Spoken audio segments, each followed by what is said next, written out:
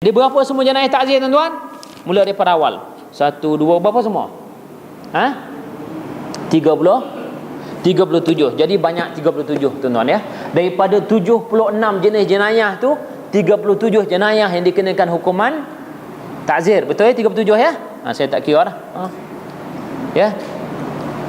Daripada 76 jenis jenayah tu sebanyak 37 takzir. Hudud sikit aja. Hudud mazhab Syafi'i 6, mazhab Hanafi 8. Kemudian balance tu adalah jenis-jenis jenayah, ya, balance daripada hudud tadi kan. Kalau kira yang takzir ada berapa? 37 kan. Lepas tu kita cabut hudud 6 jenis hudud. Mazhab Syafi'i 6 jenis hudud. Bermakna jadi berapa dah? 37 campur 6 40 apa? 43 balance ada berapa lagi? Semuanya 76. 43 balance-nya ada 33. Jadi 33 lagi tu adalah jenis-jenis jenayah, bukan hudud, bukan takzir, yang mana para pelakon dimurkai dan dilaknat oleh Allah. Kalau mati belum sebab bertaubat, masuk neraka. Status nerakanya ada kekal, ada tidak kekal. Contoh mengumpat bukan jenayah hudud, bukan jenayah takzir, ya. Tapi para pelakunya kalau mati belum sebab bertaubat, kena masuk neraka. Ya, status neraka tidak kekal. Ya, akan dikeluarkan semula. Dan ada status yang mana kekal. Contoh bukan jenayah hudud, bukan jenayah takzir, bunuh diri. Bunuh diri tak termasuk dalam kategori hudud ataupun takzir. Tapi para pelakon dimurkai dan dilaknat oleh Allah, mati masuk neraka, statusnya kekal. Ya. So bermakna bukan jenis hudud iaitu takzir 30 berapa tadi? Yang jenis takzir punya ada berapa? 37. Lepas tu hudud ada 6. Lepas tu balance lagi jenayah-jenayah mana dosa besar tidak dikenakan hudud, tidak dikenakan takzir. Tapi para pelakon yang dilaknat oleh Allah dan mati belum sebab bertaubat, masuk neraka, statusnya ada kekal dan tidak kekal, ada jumlahnya 33. Okey, baru kita nak pergi kepada apa dia takzir. Okey, kisos ni para hadirin yang dikasihi oleh Allah SWT dipanggil dalam istilah saja dia panggil kisos, ya. Kisos ni bunuh balas sebenarnya. Ya, kisos ni tidak termasuk dalam kategori hukum asal. Ya, contoh kalau kita tengok sang mazhab lagi dia kata kafarah pun termasuk dalam hukumnya kafarah. Tapi hukum yang asalnya, jenayah yang asalnya inilah dia. Apa dia? Hudud, takzir, ya. Dan para pelakon yang murkai dan dilaknat oleh Allah, kalau mati belum sebab bertaubat, ada masuk neraka dan kekal tidak kekal. Ya. Lepas tu kita tengok dari segi istilahnya, kalau dalam bab ni setengah hukum tu nampak yang panggil hudud juga, tapi bukan hudud, termasuk dalam kategori jenayah takzir. Kita akan tengok, ya. Okey, para hadirin yang dikasihi oleh Allah SWT. So kita nak bincang apa itu erti takzir. Ya. Jadi di bawah perbincangan perkara berkaitan dengan takzir ni 9 bab dibincangkan. Ya, 9 bab dibincangkan. Pertama, takzir dari segi istilah. Ya, takzir dari segi istilah iaitu halangan. Takzir dari segi istilah ni, segi bahasa, ertinya ialah halangan. Kita menghalang seseorang daripada menyakiti orang lain, ya. Ataupun boleh juga kita panggil takzir dari segi istilah iaitu, ya, menolong. Menolong macam mana? Ya, bermakna kita tahan orang pembuat jenayah tadi, seolah kata kita tolong orang yang jadi mangsa tadilah. Ya. Takzir dari segi bahasa boleh juga dipanggil menolong. Maksud menolong di sini bermakna kita tangkap penjenayah, dan arti kata lain kita menolong orang lain daripada jadi mangsa jenayah tadilah. Jadi takzir juga dari segi bahasa boleh diartikan dengan makna menolong, ya. Kemudian, ya, erti yang famous dari segi istilah di sisi ulama fiqh iaitu di sini kita tengok denda lah. Takzirnya adalah denda. Itu denda ni panggil apa? Denda lah tuan-tuan, ya. Denda lah. Kita denda seseorang kerana sesuatu kesalahan yang dilakukan, ya. Jadi takzir dari segi bahasa boleh diartikan dengan makna larangan ataupun tahanan. Ya. Dan takzir juga dari segi bahasa boleh diartikan dengan makna menolong, ya. Kemudian takzir dari segi bahasa juga yang fiqh, yang famous dengan ulama-ulama fiqh, yang famous di kalangan ulama-ulama fiqh, itu apa dia? Itu denda, ya. Habis dari segi bahasa, dari segi istilah pula, ya. Takzir dari segi istilah syarak, Ya, ta'zir dari segi istilah syarak itu hukuman, ya, hukuman yang dijatuhkan ke atas pelaku jenayah, ya, ataupun ke atas pelaku maksiat, yang mana hukumannya itu selain daripada hudud. Ya, ta'zir dari segi istilah syarak pula, apa dia tuan-tuan? Erti syarak, maksud istilah ni erti, ya.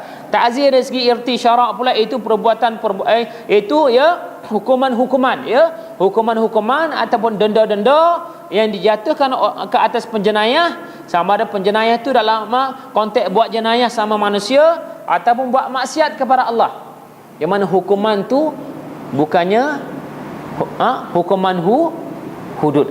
Itu dari segi istilah syarak. Lepas tu jenis dia tak adil lah. Berapa tuan-tuan? 37. Ya, jenis dia ada berapa banyak? 37 jenis jenayah yang dikenakan hukuman ta'zir. Ya, okey, seterusnya. Bahkan dalam bab ta'zir ni, kalau kita tengok ulama-ulama sampai satu tahap ulama berkhilaf. Contoh dalam konteks kita maki hamun orang, kita kata kamu ni anjing lah, kita kata kamu ni monyet lah, kamu ni babi lah. Ya, dalam konteks ni setengah para pengikut setengah para alim ulama di kalangan pengikut mazhab Hanafi, mereka menyatakan dalam kes macam ni tidak dikenakan ta'zir. Kenapa? Ilat mereka, ya, ilat mereka kerana sumpahan tersebut tak memberi kesan apa-apa pun. Bukan kita sumpah orang kamu ni monyet, dia jadi monyet, tak ada. Kita sumpah, kita maki hamun dia, kamu ni babi lah, dia jadi babi. Ada tak tuan-tuan? Tak ada.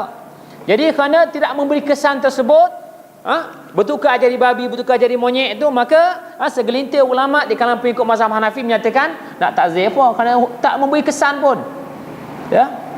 Jadi mereka kata dalam konteks ini tidak dikenakan ta'zir, ya. Tetapi segelintir di kalangan mazhab Hanafi, pengikut mazhab Hanafi di kalangan para alim ulama yang lain menyatakan kena ta'zir. Kenapa? Kerana dalam konteks tadilah salah satu dosa ta'zir kita menyakiti orang Islam. Kita menyakiti orang tadi, salah satu daripada 34 tadi kan, menyakiti orang Islam, auziyatul muslimin wasyatimihim, ya, kita menyakiti orang Islam dan kita maki hamun kepada mereka, ya, maka dikenakan hukuman ta'zir, ya. Maka dalam konteks ni mazhab Syafi'i juga menyokong pandangan segelintir mazhab Hanafi yang membenarkan hukuman ta'zir dikenakan ke atas orang tuduh orang tadi, ya. Maka dalam konteks ini, ya, mazhab Hanafi menyokong pendapat segelintir mazhab Syafi'i tadi yang menyatakan dalam konteks kita maki hamun orang kena hukuman ta'zir. Bahkan kita tengok perundangan hari ini pun termasuk dalam undang-undang sivil, mereka mengaplikan kaedah tersebut. Bermakna dalam konteks kalau orang maki hamun kita, orang marah kat kita, tentu hala kita boleh minta perintah mahkamah untuk tahan dia supaya jangan maki hamun kita. Betul tuan-tuan? Betul, ya? Yes. Kemudian kita boleh saman mereka, ya. Jadi undang-undang sivil ini ada juga, yang cedok ambil daripada undang-undang syariat, ya. Okey, seterusnya, ya. Kemudian berkait dengan penahanan, ya. Boleh tak orang melakukan jenayah ta'zir ni kita nak tahan? Ya. Boleh tak orang melakukan jenayah ta'zir ni kita nak tahan? Maka jawabnya boleh, tak ada masalah, ya. Kerana sekumpulan fuqaha mereka menggunakan pakai dalil hadis kata lil wajidu yahillu 'irdahu wa 'uqubatahu, iaitu perbuatan melambat-lambatkan pembayaran hutang oleh orang yang mampu akan menghalalkan maruahnya dan boleh dikenakan hukuman, ya. Jadi hadis ni umumlah. Jadi para fuqaha, ya, para alim ulama telah menggunakan pakai kaedah hadis inilah untuk menyatakan bermakna boleh kita tahan orang yang buat kesalahan jenis jenayah ta'zir, ya. Bahkan kalau kita tengok, ya, setengah dari kalangan fuqaha ulama Hanafi mereka menggunakan pakai dalil ayat Al-Quran, ya. Mereka tadi dalil hadis, ya, bermakna mereka mengutarakan dalil yang lebih kuat lagi, itu mereka menggunakan pakai dalil ni pun dia ada kaedah dia tuan-tuan. Kalau nak compare dalil hadis dengan dalil Quran lebih kuat lagi. Ini dibincangkan dalam bab usul fiqh, ya. Bila kita belajar usul fiqh akan dibincang kaedah macam mana nak berdalil, ya. Kalau dalil Quran dengan dalil hadis, bermakna dalil Quran lebih kukuh dan kuat, lebih rajih, ya. Okey, jadi bukan sekadar dalil hadis, ada dalil Al-Quran yang diambil oleh yang diterjemahkan dengan makna penahanan, iaitu au yunfau minal ard, ya. Jadi kebanyakan alim ulama di kalangan mazhab Hanafi, termasuk di kalangan mazhab Maliki sendiri, mereka menafsirkan yungfau minal ard dengan makna tahan. Yungfau ni asalnya buang negeri. Kan hari ni ada jenis-jenis jenayah bila kita buat silap kena hukum buang negeri. Betul tak tuan-tuan ya? Buang negeri, tarik balik kerakyatan ya. Contoh derhaka pada sultan sebagainya. Kalau dulu-dulu kan. Ya, buang negeri lah ya. Sepupu saya biasa kena buang negeri tuan-tuan. Memang samseng pun ya. Dia pernah rampas ya. Apa kereta yang sodok tanah panggil apa? Jentolak. Kereta apa? Browser. Dia pernah rampah browser adik Sultan Pahang tu kan. Memang samseng pun ya. Pernah rampah browser adik Sultan Pahang ya. Dalam balak lah. Dia pun memang kerja balak pun, dia jaga somen dia Gua Musang. Kena buang negeri. Lama kena buang. Ya. So dalam konteks buang negeri ni juga, jadi ayat ni au yungfau minal ard ya. Jadi setengah golongan mazhab Maliki dan segelintir para ulama dekat mazhab Hanafi menafsirkan buang negeri ni dengan makna tahan. Bahawa kita buang negeri dia, kita tahan diri tempat lain supaya dia tak boleh masuk dalam negeri tersebut untuk menyakiti orang di tempat tersebut. Ya. Surah Al-Maidah ayat 33 ya, au yunfau minal ard, surah Al-Maidah ayat 33 ya.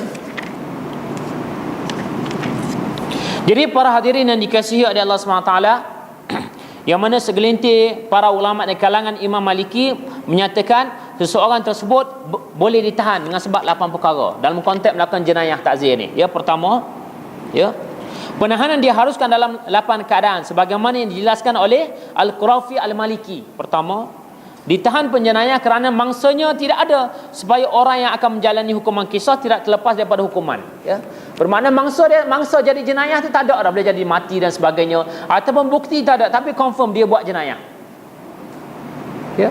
Sabit kalau tak ada bukti pun mungkin sabit dengan saksi kesaksian bermakna dia ni memang buat jenayah. Lepas tu kata kalau kita lepas dia lari, betul tak? So dalam konteks ni kita boleh tahan dia ya.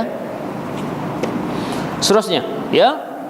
Yang kedua, ditahan hamba yang lari selama 1 tahun sebagai menjaga kehilangan harta dengan harapan dapat diketahui tuannya ya.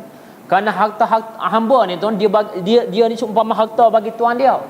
Hamba tu, diri dia tu adalah harta bagi pemilik dia lah, tuan dia lah ya. Kerana harta ni hamba ni tak boleh milik apa-apa, bahkan diri dia tu hak milik tuan dia.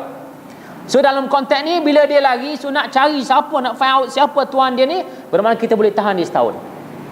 Jadi bermakna dalam kaedah menjalankan hukuman ta'zir, pelaksanaan hukuman ta'zir, mula-mula sekali kita boleh buat penahanan ya. Kita boleh buat penahanan ya. Tuan jangan pusing, tak lama, pukul 9 kita berhenti insya-Allah ya. Seterusnya, yang ketiga, ditahan orang yang enggan menunaikan haknya sebagai paksaan ke atasnya supaya ia tunaikan. Contoh dalam konteks Kasih Ahmad baru ni. So, ditahan orang yang enggan menunaikan haknya sebagai paksaan. Dalam konteks Kasih Ahmad baru ni, walaupun dia telah didakwa dalam proses pendakwaan ya, walaupun dia tak jamin kan, jamin 3,000. Dalam konteks kesalahan yang dia buat baru ni, itu jamin 3,000 ataupun penjara 2 tahun. Ya, ataupun kedua-duanya sekali. Ya, itu peruntukan undang-undang ya. Walaupun dia telah jamin dia penjara peruntukan undang-undang penjara 3 tahun ataupun denda 2,000, dia jamin ya. Bila jamin, lepas tu dalam konteks ni bila dibicara nanti andai kata memang confirm dia disabitkan kesalahan ya, disabit kesalahan lepas tu dia ditahan orang yang enggan menunaikan haknya. Jadi dia sebagai orang Islam, sepatutnya hak dia sebagai orang Islam tak boleh nak maki hamun Nabi macam tu, betul tak? Tak boleh nak mempertikaikan kalimah syahadah, kan dia orang Islam. So dalam konteks ni boleh tahan dia supaya dia menunaikan hak dia semula. Apa dia? Supaya dia bertaubat lah, supaya dia bertaubat. Bermakna penahanan dibenarkan ke atas dia supaya dia bertaubat ya. Tapi dalam konteks ni kalau kita tengok dalam jenayah ta'zir, kalau dia tak nak bertaubat lagi, lepas tu kesalahan berulang, maka dia ni syarak membenarkan hukuman bunuh.